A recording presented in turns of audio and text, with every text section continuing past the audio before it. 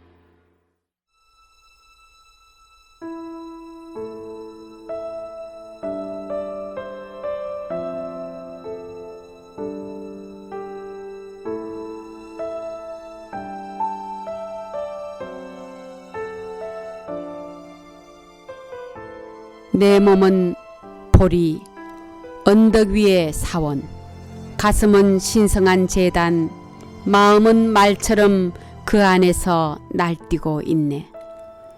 이 말은 어떤 올가미로 붙잡을 수 있을까? 어떤 말뚝에 묶어야 할까? 어떤 먹이를 먹여야 할까? 어떤 물을 주어 그 목을 축이며 어떤 옷을 입혀야 할까? 그 올가미는 오로지 한 생각, 정신 집중. 묶을 때에는 명상의 말뚝에, 배고플 때에는 구루의 법을, 목마를 때에는 의식의 흐름을, 추울 때에는 공의 옷을 입히라. 안장으로는 의지를, 그물로는 지성을, 끈거리 끈으로는 흔들림이 없는 마음을 말에 매달아 그 주위에 생명의 기운을 통하게 하라. 기수는 지성의 젊은이, 그의 투구는 대성의 이타사상, 갑옷은 수학과 사고 그리고 정관, 등에는 인내의 방패를 메고 손에는 대망의 긴 창을 들었네. 허리에 이성의 금을 차고 우주의 마음인 거침없는 화살을 현명하고 올바른 시위에 매겨 신심 깊은 자들의 이기심을 관통하네. 그 말은 행복이 넘치는 평원을 달리니 행선지는 모든 승리자들의 경지인 달성. 뒤에는 삼사리에의 집착을 버리고 앞으로는 구원의 안전한 장소로 달려가네. 이것이 너희가 생각하는 행복인지 아닌지 판단해보라. 세속에 덧없는 행복을 나는 바라지 않노라.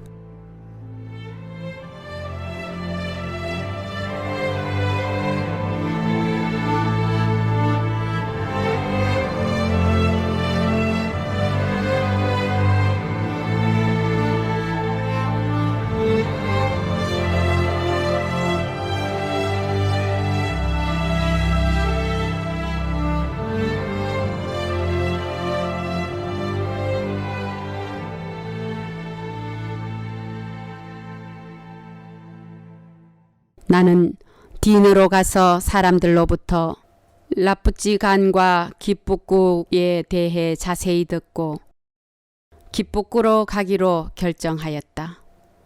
나는 그곳에서 수개월을 지내며 수행한 결과 순조로운 발전을 이룰 수가 있었다.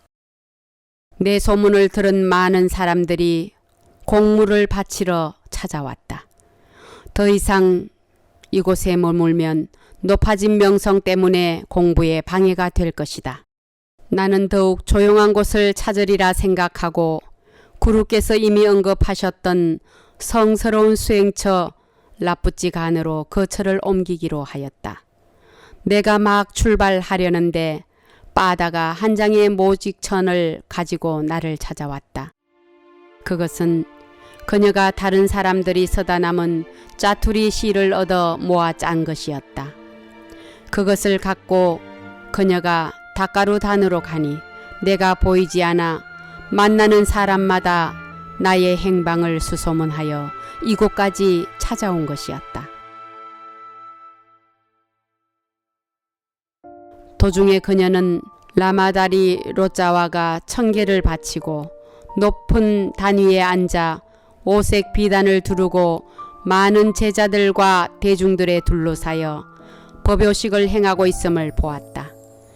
그녀는 생각하였다. 다른 수행자나 성녀들은 이러한 명예를 누리고 있는데 오빠의 종교는 슬픔의 원천이며 자신을 고통스럽게 할 뿐 아니라 친척들에게 부끄러운 생각마저 들게 할 뿐이니 이번에 오빠를 만나면 저 훌륭하신 라마의 제자가 되도록 권해봐야지.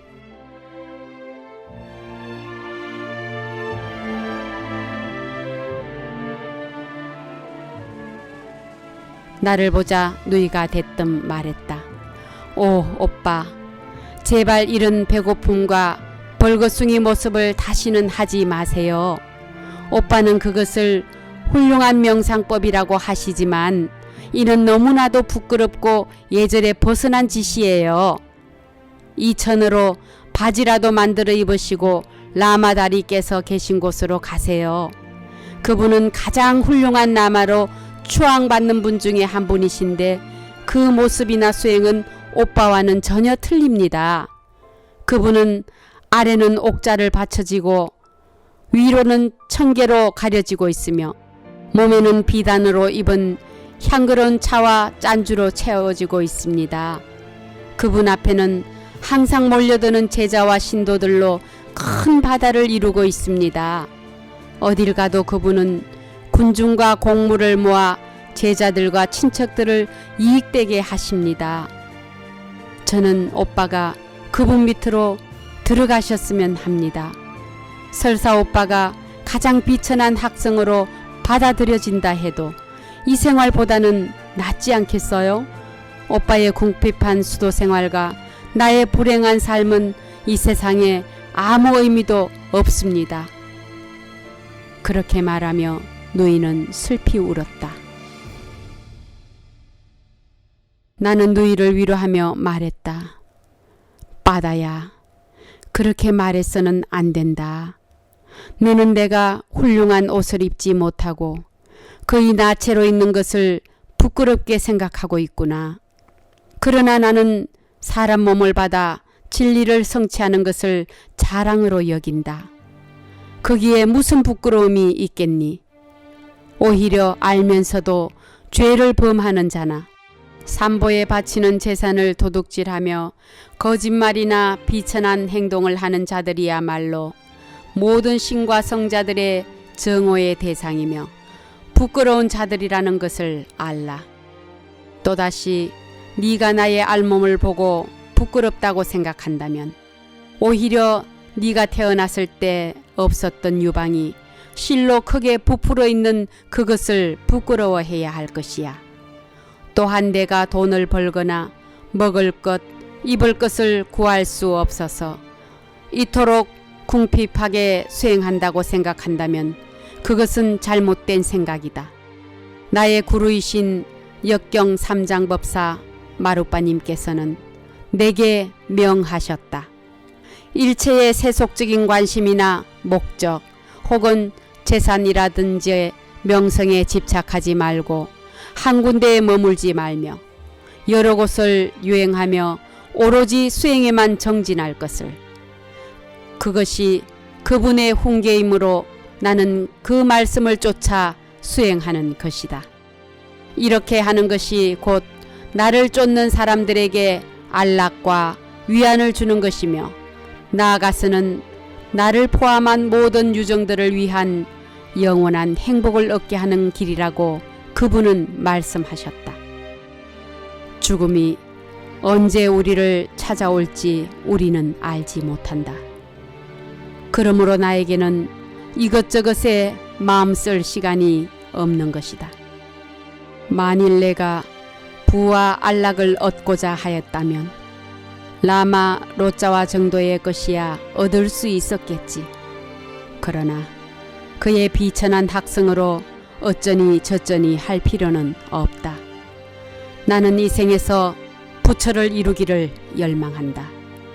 그러므로 나는 이렇게 정진하여 이 몸을 귀와 명상에 바치고 있는 것이다.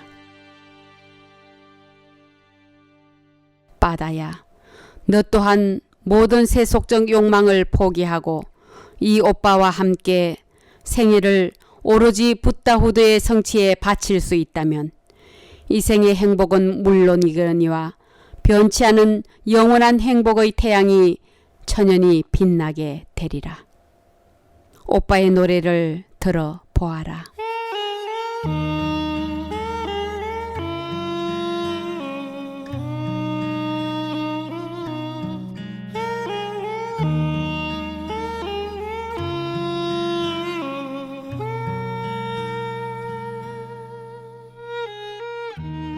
누이야, 세속의 욕망으로 괴로워하는 자여, 내 노래를 들으라. 청계 위에는 황금의 작은 첨탑, 아래로는 우아한 중국 비단의 수술이 드리워졌네. 화려한 공장 날개 모양의 일산 아름다운 무늬, 이건 모두 세속적 욕망이어서 나는 도망하였네. 누이여, 그대 또한 모든 욕망을 버리고 라푸찌 칸으로 가자. 나와 함께 라푸찌 칸으로 가자. 하얀 소라 고동에 멀리 울려 퍼지는 가락, 숙련된 나팔수에 볼에 가득한 입김, 구름같이 모여든 성녀들의 대집회, 이건 모두 세속적 욕망이어서 나는 도망하였네. 누이여, 그대 또한 모든 욕망 버리고 라푸찌 칸으로 가자. 나와 함께 라푸찌 칸으로 가자. 마을 위에 있는 홀리듯 아름다운 절, 새파란 신참자들의 막힘없는 짓거림과 근면한 일손, 향긋한 차가 끓고 있는 잘 정돈된 부엌, 이건 모두 세속적 욕망이어서 나는 도망하였네. 누이여, 그대 또한 모든 욕망 버리고 라푸찌 칸으로 가자. 나와 함께 라푸찌 칸으로 가자. 주문이나 점성술 같은 수입 좋은 장사, 성녀들의 방정함과 겸손, 놀이를 위한 여러 가지 법회, 속인을 취하게 하는 구성진 가락의 법과, 이건 모두 세속적 욕망이어서 나는 도망하였네. 누이여, 그대 또한 모든 욕망 버리고 라푸찌 칸으로 가자. 나와 함께 라푸찌 칸으로 가자. 연하좋아 묵직하고 아름답게 치솟은 지붕, 식량과 보화로 가득 찬 창고, 광대하고 비옥한 땅, 많은 제자들과 모여드는 신도들, 이건 모두 세속적 욕망이어서 나는 도망하였네. 누이여, 그대 또한 모든 욕망 버리고 라푸찌 칸으로 가자. 나와 함께 라푸찌 칸으로 가자. 태어난 것은 죽지 않을 수 없고 죽을 때는 정해져 있지 않으니 내게는 지체할 시간이 없네. 누이여, 그대 또한 윤회의 굴레에 매일 세속 욕망 모두 버리고 라푸찌 칸으로 가자. 거기에 영원한 행복의 태양은 찬란히 떠오르리라.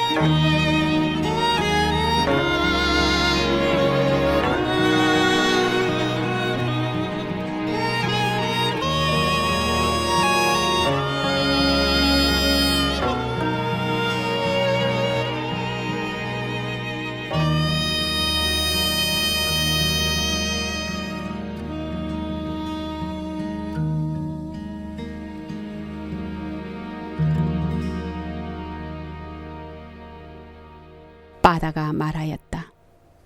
오빠께서는 세속적인 욕망을 버리라고 하셨지만 우리에게는 더 이상 버릴 아무것도 없지 않습니까? 그것은 라마 로짜와처럼 되시지 못한 오빠가 자신의 무능함을 숨기기 위한 변명에 지나지 않습니다. 저는 라푸치 간으로 가지 않으렵니다. 가보나 마나 그곳에도 먹을 것, 입을 것이 없겠지요. 저는 그러한 궁핍함을 구하러 그렇게 먼 데까지 가고 싶지는 않으니까요. 그나저나 오빠, 사냥개에게 쫓기는 짐승 모양 여기저기 헤매며 사람이 살지 않는 절벽이나 암벽에 매달려 살지 말고 제발 좀 한 곳에 머무르세요. 그래야 저도 쉽게 오빠를 찾을 수 있고 신도들도 모일 게 아니겠어요? 아니 며칠만이라도 여기에 좀 계세요. 그리고 이 천으로 꼭 옷을 만들어 입으세요. 저는 먹을 것을 구해서 2, 3일이면 돌아오겠습니다. 나는 누이를 불법에 귀의시키기 위해 그녀가 돌아올 때까지 머물기로 성낙하였다. 누이가 떠난 후 나는 천을 도려내어 얼굴을 푹 덮는 두건 하나를 만들었다. 그리고 나머지로는 음경의 가리개와 손가락, 발가락 하나를 쌀 수 있도록 각각의 싸개를 만들어 두었다. 며칠 뒤 누이가 돌아왔다. 누이는 내게 옷을 만들었냐고 물었다.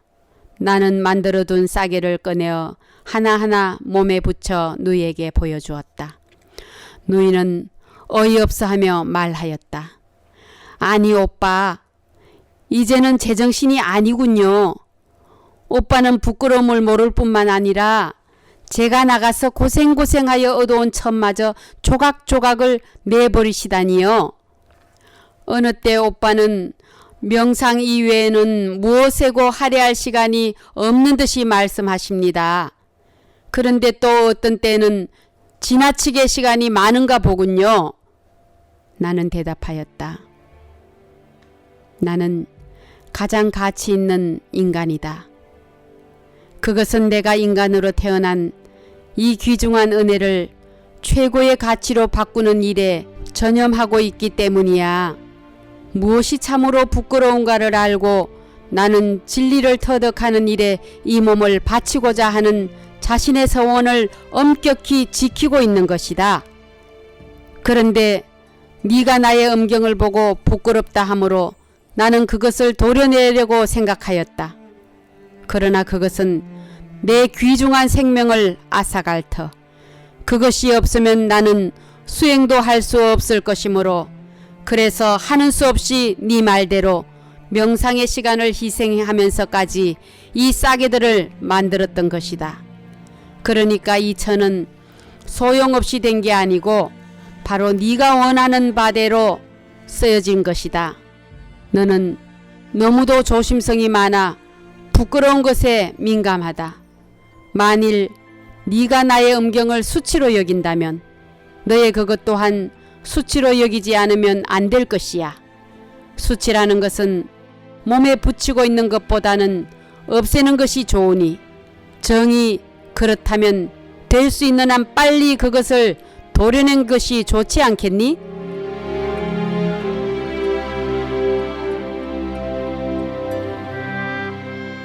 내가 이렇게 말하자 누이는 치미는 우라를 억제하려는 듯 가만히 있었다. 나는 말을 계속하였다. 세속 사람들은 하등 부끄럽지 않는 것을 부끄럽다고 하는구나. 참으로 부끄러워해야만 하는 것은 사악한 행위에 죄를 감추는 일이다. 그러나 그들은 무엇이 참으로 수치인지를 알지 못한다.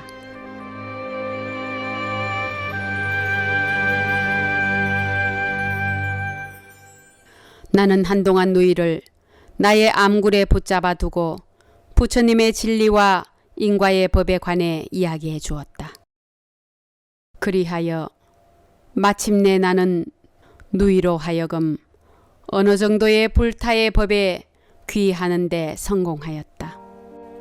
이 무렵 큰어머니 또한 큰아버지가 죽고 난 후 진심으로 우리에게 자행한 악행을 후회하고 사람들에게 나의 행방을 수소문하여 많은 공물을 갖고 라쁘찌간 험한 절벽 끝에 있는 나의 암굴을 찾아왔다. 나는 큰어머니를 용서하고 대승의 부처님법을 설해 주었다. 이에 큰어머니는 완전히 개심하고 고행과 명상에 몸을 바쳐 급기야는 해탈을 성취할 수 있었던 것이다.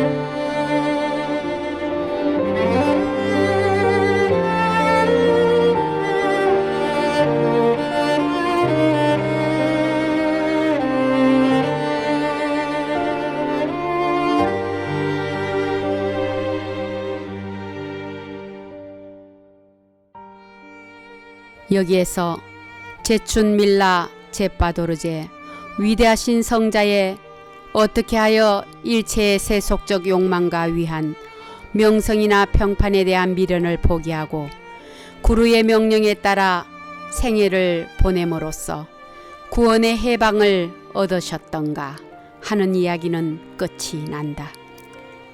대중들은 그 이야기를 듣고 신앙심으로 깊이 감동되어 성스러운 다르마에 대한 굳은 서원을 세우고 진리의 수행에 정진하여 높은 경지에 도달하게 되었다.